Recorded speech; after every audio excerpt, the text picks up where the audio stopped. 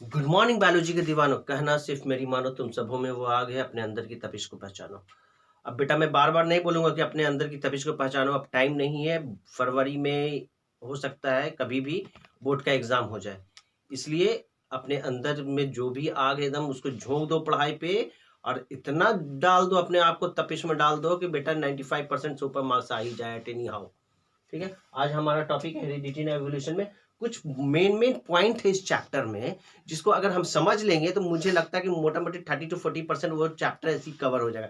इसमें कुछ chromosomes word आएंगे, कुछ ट्रेट आएंगे, कुछ प्रोजेनी आएगा, कुछ ऑफ स्प्रिंग आएगा, कहीं पे फिनोटाइप टाइप आएगा, कहीं पे जीनोटाइप आएगा, और कुछ नहीं लिखा है जैसे डोमिनेंट आएगा, रिसेसिव आएगा, होमोजाइगस आएगा, हेट्रोजाइगस आएगा। ये सारी चीजें अगर इतना हम जान गए कि क्या होता है तो हम 30 to 40% heredity and evolution cover कर जाएंगे। और मेंडल साहब ने जो एक्सपेरिमेंट दिया है उस एक्सपेरिमेंट को समझने में, पढ़ने में हमको आसानी होगी, ये सब अगर जान गए तो। आज लेट्स स्टार्ट करते हैं, हम लोग इसी पॉइंट को जानते हैं बेहतर तरीके से। ठीक है, देखो क्रोमोजोम हम बचपन से पढ़ते आ रहे हैं। अगर स्टैंडर्ड 5-6 से देखा जाए तो क्रोमोजोम क्रोमोजोम क्रोमोजोम आदमी सुनते आ रहा है। क्रोमोजोम को हिंदी में बोलते हैं गुण सूत्र। गुण का मतलब ही होता है कि कैरेक्टर, गुण। गुण या तो अच्छा होगा या तो बुरा होगा, दोनों हालत में, दोनों अवस्था में, दोनों सिचुएशन में गुण क्या हो गया, एक कैरेक्टर हो गया। ये कैरेक्टर कहाँ से आया, मतलब कि माता पिता से आया। तो we all know very well the number of chromosome in human body is 46 है नंबर ऑफ क्रोमोजोम। माता में भी 46 है, पिता में भी क्रोमोजोम 46 है। बट ये जो क्रोमोजोम है जिसको हिंदी में गुणसूत्र बोलते हैं, ये आने वाले जनरेशन में, मतलब कि मेरे माता पिता से मुझ में जो आया, कैरेक्टर आया, वो हेप्लॉइड कैरेक्टर माता से आया और हेप्लॉइड कैरेक्टर पिता से आया। मतलब कि दोनों जर्म सेल आपस में मिले तो आधा आधा गुण लेकर दोनों आए, और दोनों का कैरेक्टर मिलकर, गुण मिलकर मुझ में एक मुकम्मल 46 गुणसूत्र बन गया, क्रोमोजोम आ गए। ये क्रोमोजोम क्या होते हैं, न्यूक्लियस के केंद्रक के अंदर होते हैं और बिखरे होते हैं। जब बिखरे अवस्था में होते हैं तो उस स्टेज को कहते हैं वी आर क्या, कि क्रोमोटिन, क्रोमेटिन कहते हैं।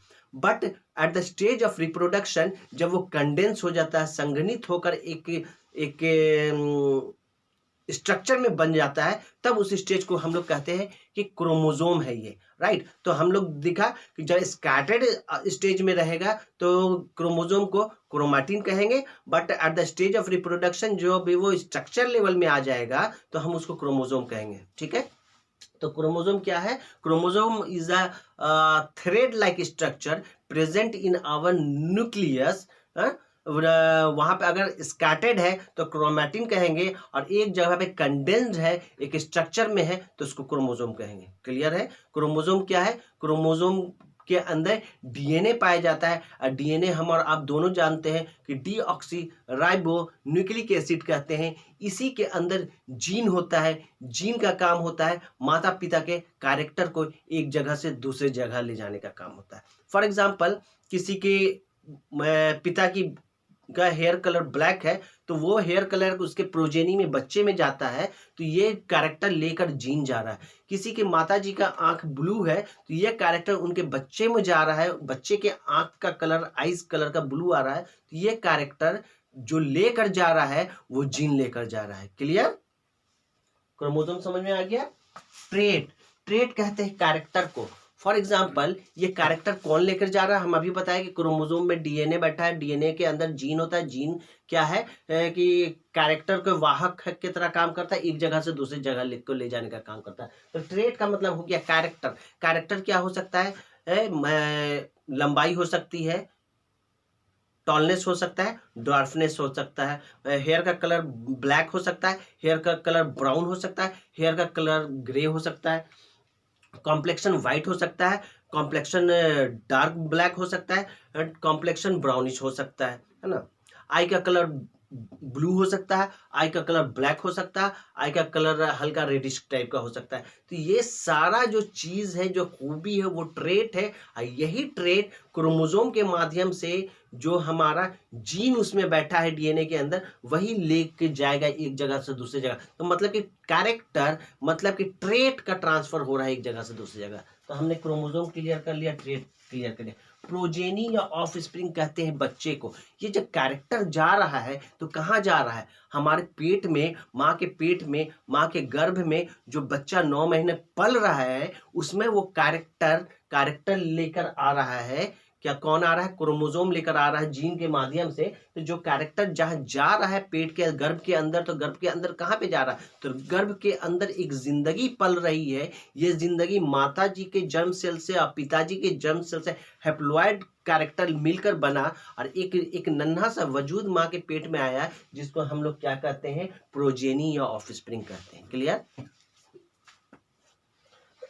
फिनोटाइप, फॉर एग्जाम्पल यहाँ पे देखो, this is the sign of male और this is the sign of female, right. कोई कैरेक्टर, पिताजी टॉल है, माताजी डॉर्फ है। टॉल को कैपिटल टी से डिनोट करते हैं, डॉर्फ को स्मॉल टी से डिनोट करते हैं।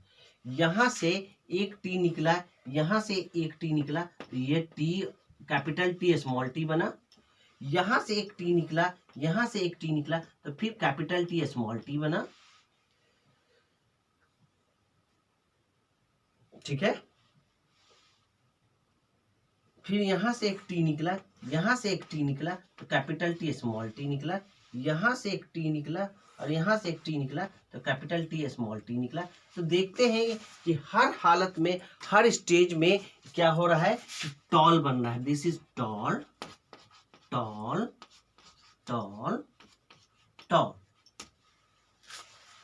हर हालत में देख रहे हैं कि टॉल बन रहा है। तो टॉल क्या है, मतलब कि कह सकते हैं कि फिजिकल अपीयरेंस कैसा है उस आदमी का, तो लंबा है। तो phenotype is the P for phenotype और पी फॉर फिजिकल अपीयरेंस। तो फिजिकल अपीयरेंस कैसा है उस आदमी का, तो लंबा है। जो वजूद आया वो कैसा आया, फिजिकल अपीयरेंस में लंबा आया। तो जो फिजिकल अपीयरेंस शो करे, चाहे लंबाई शो करे, चाहे नाटापन डवार्फनेस शो करे, उसको हम लोग फिनोटाइप कहते हैं। और जीनोटाइप कहते हैं, जी फॉर जीनोटाइप और जी फॉर जीन। इस फिनोटाइप कैरेक्टर को दर्शाने में जो जीन का यूज हो रहा है, दैट इज जीनोटाइप। इसमें अगर ये टॉल बंदा है तो जीन कौन है, कैपिटल टी स्मॉल टी। ये भी टॉल बंदा है तो जीन कौन है, कैपिटल टी स्मॉल टी। ये भी टॉल बंदा है तो जीन कौन है, कैपिटल टी स्मॉल टी। ये भी टॉल बंदा है तो जीन कौन है, कैपिटल टी स्मॉल टी। तो इससे ये पता चला कि जीनोटाइप हमारा क्या है, कैपिटल टी स्मॉल टी। और फिनोटाइप मतलब फिजिकल अपीयरेंस कैसा है, तो सारा प्लांट लंबा है। क्लियर। पी फॉर फेनोटाइप है, पी फॉर फिजिकल अपीयरेंस। तो फिजिकल अपीयरेंस जैसा दिखेगा, लंबा छोटा नाटा जो भी दिखेगा, दैट इज फेनोटाइप कहलाएगा। और जीनोटाइप मतलब G for genotype, G for gene. उस फिजिकल अपीयरेंस का जीन क्या है, तो जीन टी और टी है तो दैट इज जीनोटाइप। क्लियर। इसी में एक चीज और आएगा, डोमिनेंट रिसेसिव। फॉर एग्जाम्पल हमारे यहाँ देखा जाता है कि हमारे घर में महिला, ऐसे तो कहा जाता है कि पुरुष प्रधान देश है, पुरुष की बड़ी शक्तिशाली है, पुरुष का सारे लोग सुनते हैं। बहरहाल ये बात सच्चाई है कि सारे लोग मर्द का, मेल का सुनते हैं, पर मर्द कहीं ना कहीं आकर कमजोर हो जाता है घर पर। जब बीवी एक बार चिल्लाती है, क्या जी ऑफिस से आ गए, ऐसे ही आ गए, ना टमाटर लाया है, ना दूध लाया है, सब आपका बॉस गिरी ऑफिस में चलता है, यहाँ कुछ नहीं, ना टमाटर लाते हैं, ना अंडा लाते हैं, ना दूध लाते हैं, बच्चा लोग क्या खाएगा, ऐसे ही खाए सो जाएगा। ना दूध देंगे तो कैल्शियम का कमी हो जाएगा, ना अंडा खाएगा तो प्रोटीन ना मिल पाएगा, कौन चीज ससुराल रोज दिन दाल रोटी खाए। अब इतना एक सांस में गृह मंत्री जो है, घर की वाइफ, धर्म पत्नी, ससुराल ठोक देती है, बोल देती है। और वो क्या करता है, जो आदमी, जो पुरुष, जो मेल ऑफिस में एकदम टनाटन था, एकदम सब पे चढ़ा हुआ था, यहाँ पे एकदम मुंह लटकायल है, चुप है। तो बेसिकली देखा जाए तो हम कह सकते हैं कि जो ज्यादा बोल रहा है दैट इज डोमिनेंट, जो चुपचाप सुन रहा है दैट इज रिसेसिव। बट ये दोनों एक दूसरे के बिना क्या है, कामयाब नहीं है, घर मुकम्मल नहीं हो सकता है। तो दोनों का रहना जरूरी है एक घर को बनाने के लिए। कोई एक डोमिनेंट हो सकता है तो जो जिसका दिखता है, और कोई एक है जो इसकी रिसेसिव है, जिसका योगदान तो रहेगा पर वो दिखेगा नहीं, that is recessive. For example अगर हम बात करें कि अगर किसी कोई मर्द है, वो भुचुंड काला है, एकदम काला है, ब्लैक है, शादी हो गई उसकी, एकदम चमचमाती हुई, एकदम क्या बोलते हैं BMW टाइप की एकदम खूबसूरत लड़की से हो गई, और आपने एकदम कल उठुआ है, और हो गई एकदम चमचमाती एकदम चमकीली टाइप की लड़की से शादी, तो क्या होगा।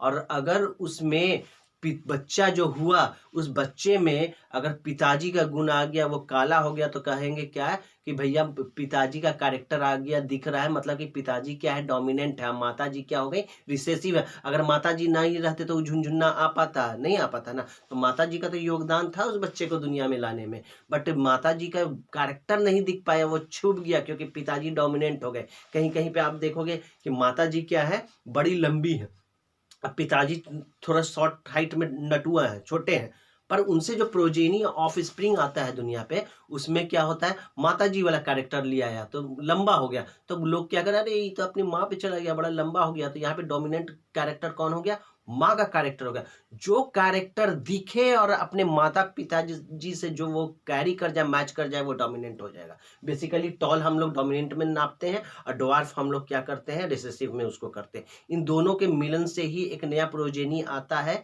दोनों का योगदान सेम है, बट दिखता वही कैरेक्टर है जो डोमिनेंट होता है। क्लियर। तो यहाँ पे देखोगे मैंने टॉल लिख दिया, पर यहाँ पे कैपिटल टी भी था, स्मॉल टी भी था, डोमिनेंट था, रिसेसिव था। रिसेसिव था तो हम इसको ड्वार्फ भी बोल सकते थे इस प्लांट को, पर टी क्या है, रिसेसिव है, वो दिखेगा नहीं, तो इसीलिए हमने डोमिनेंट को पकड़ा, इसलिए इसको टॉल कहा।